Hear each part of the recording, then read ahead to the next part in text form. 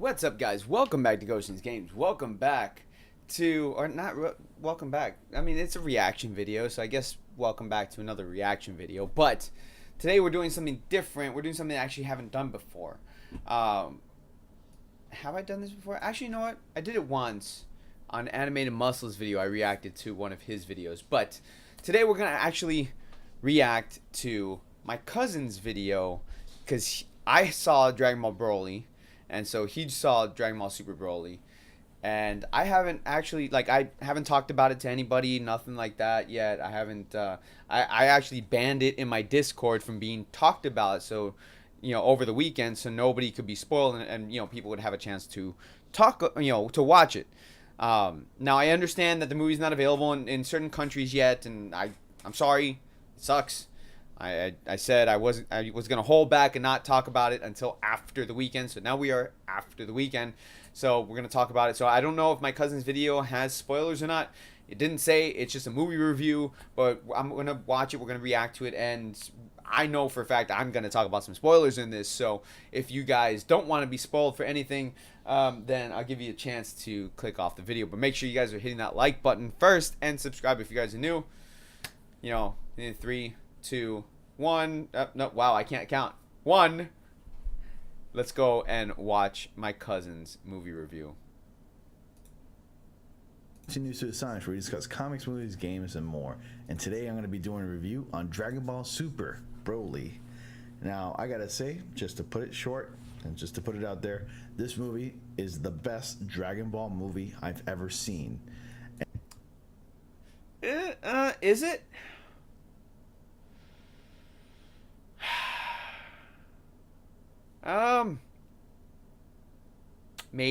Maybe. It's up there. Maybe. Only reason why I say maybe because Battle of the Gods was really good. Battle of the Gods was really good. Anyways. And no, I'm not exaggerating. In every aspect of the way, this movie has met and exceeded my expectations in many ways. So let's go ahead and break it down by animation. Was there anything that disappointed you though, Ronnie?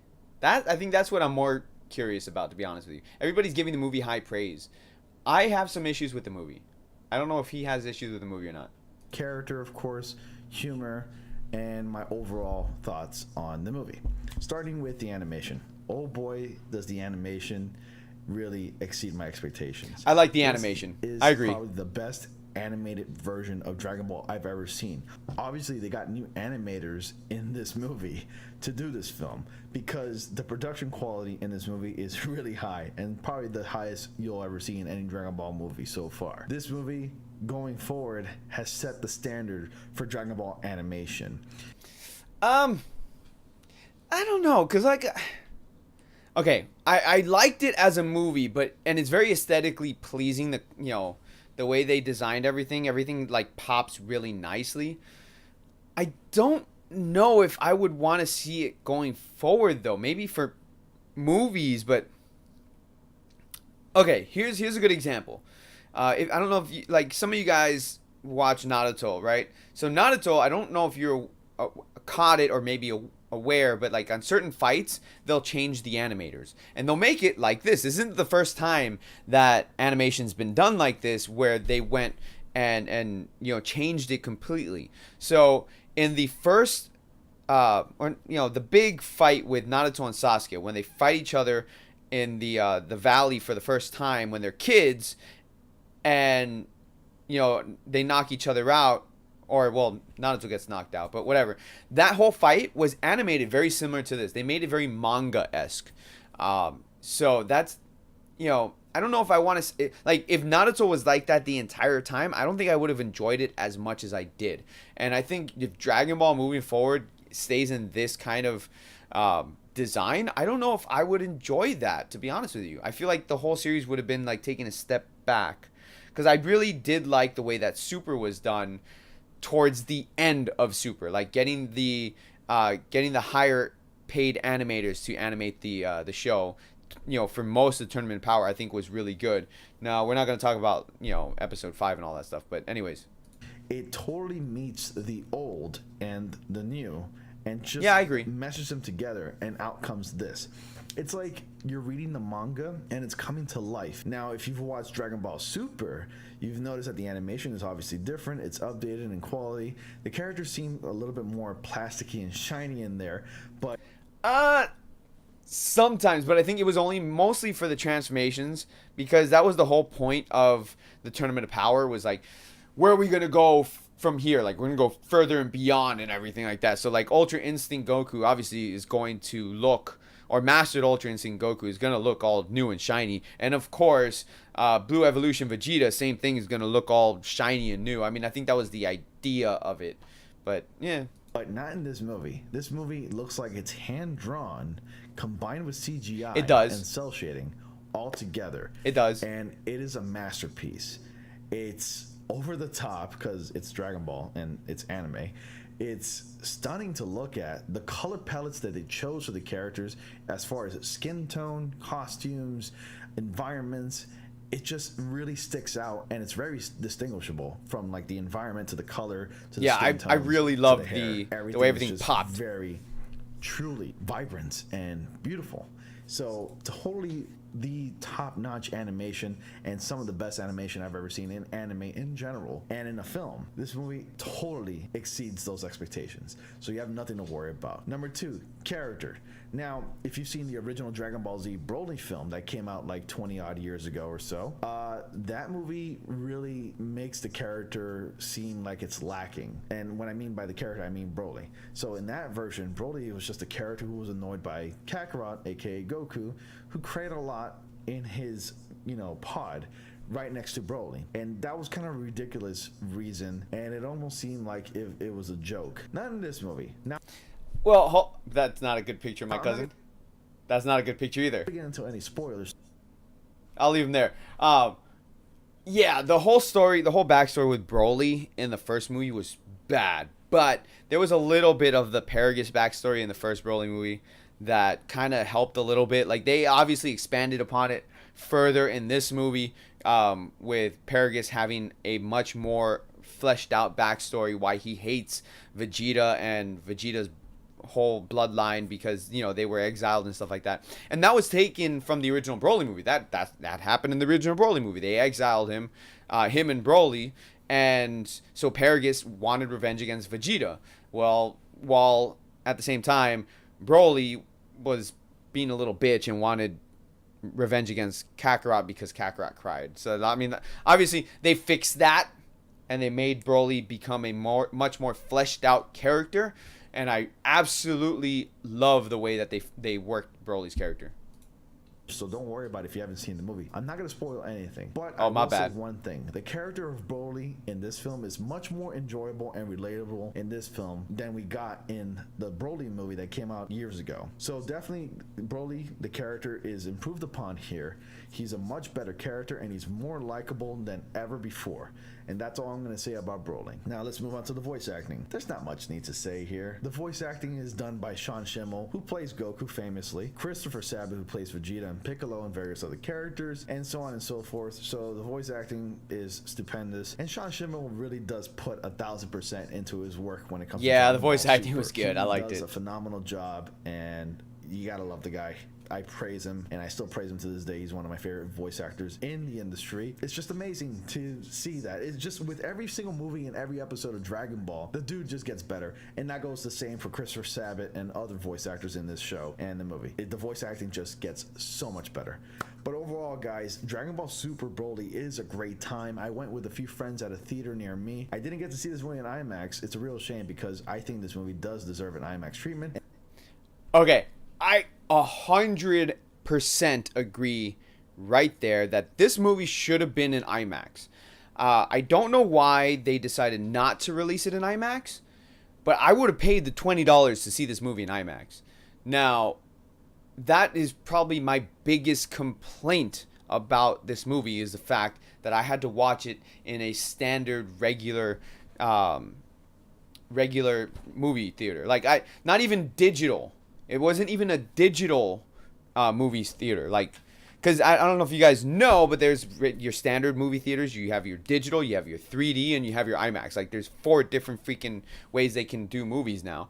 And so it sucks that it wasn't an IMAX. I didn't need it IMAX 3D. I just needed IMAX. Like for the sounds to be like the sound in the movie was really weird.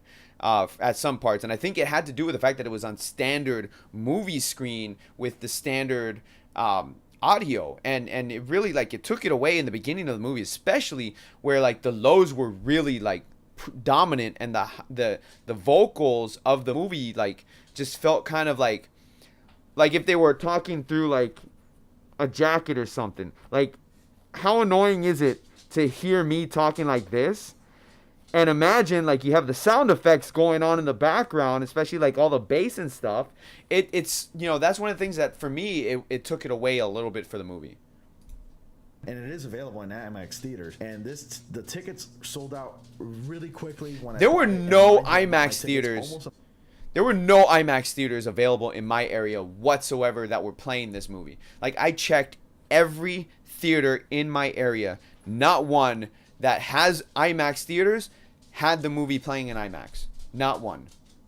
A month in advance, and the tickets were just selling out very quickly. But anyways, if you haven't seen the movie, I urge you to go see it. Even if you're just an anime fan or you don't know much about anime, it's a good movie to get into it. Maybe know about the Saiyan race. If you want to know what Dragon Ball is, this is actually a good starter, because you actually get a retcon version of the Saiyan race and Planet Vegeta. This totally retcons the origins of the Saiyans, and I won't get into spoilers or details about that either, but let's just say it retcons it, and it does it because it's better, totally much better. Any Dragon Ball fans out there will totally appreciate this retcon. I love this movie. This movie's action packed, by the way. It's so action packed, it's so incredible that all of us in the theater started screaming and roaring and cheering and laughing. Of course, if you're truly a Dragon Ball fan, you know the amounts of humor you're gonna get in a movie like this, because Dragon Ball has a lot of humor in it.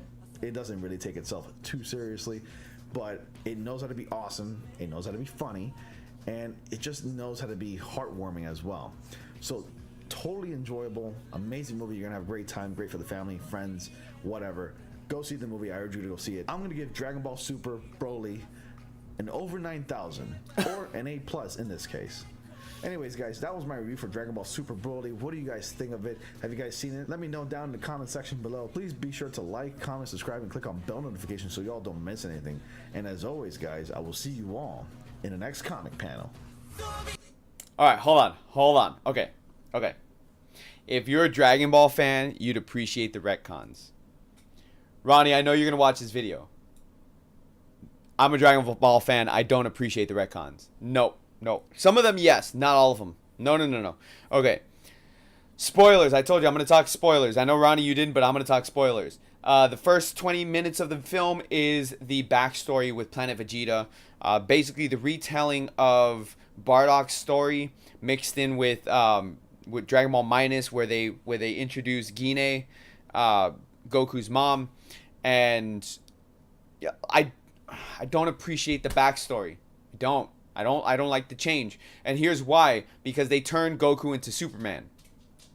That's what they did. That's what Akira Toriyama did. I don't like that. I don't like that.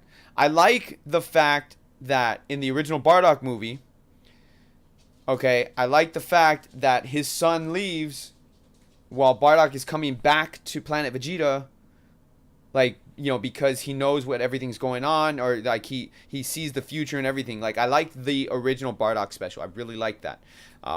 Now, at the same time, there are things that I do like about this retcon where they changed it because they made Bardock a little bit more relatable, especially with Gine. But the whole thing where you turn Goku into Superman, like the planet's dying, so you're gonna take Goku and put him into the Saiyan pod and blast him off to Earth because the planet's gonna blow up.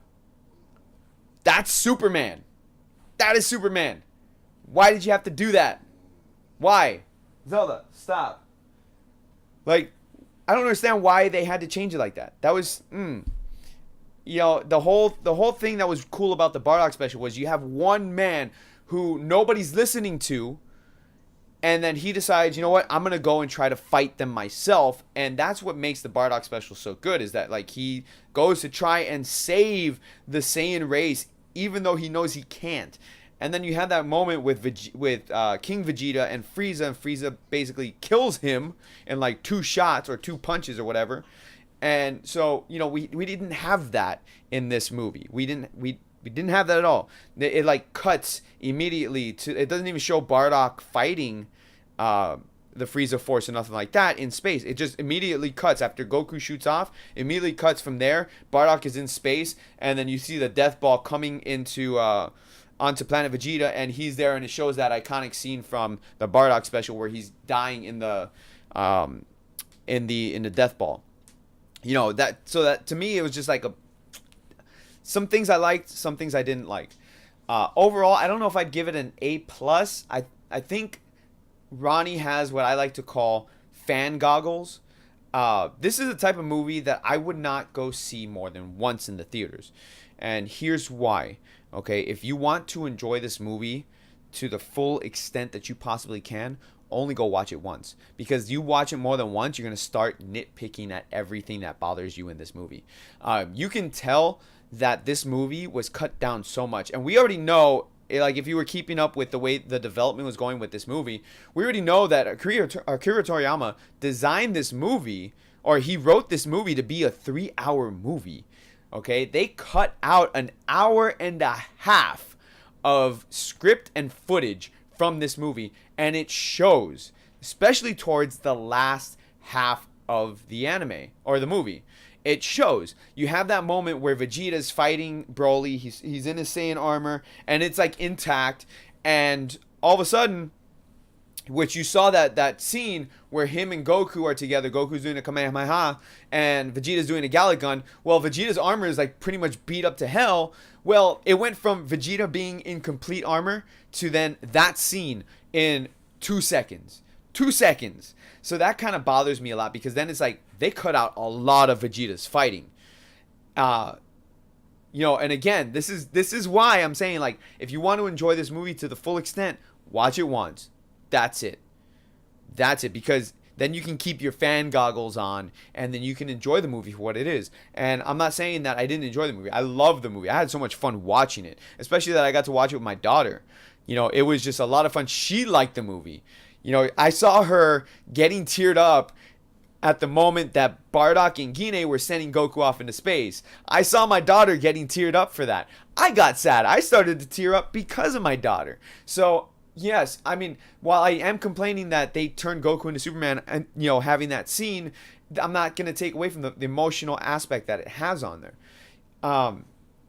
You know, the other thing too is, like, when spoilers, I told you guys there's going to be spoilers in this. The other thing too is when Frieza killed Paragus, my daughter got a little teared up because Broly saw that and got upset, and he's just raged out at that moment, because that was what Frieza wanted, because Frieza remembered when he killed Krillin what happened to Goku. So my daughter saw that, she got upset, she started tearing up.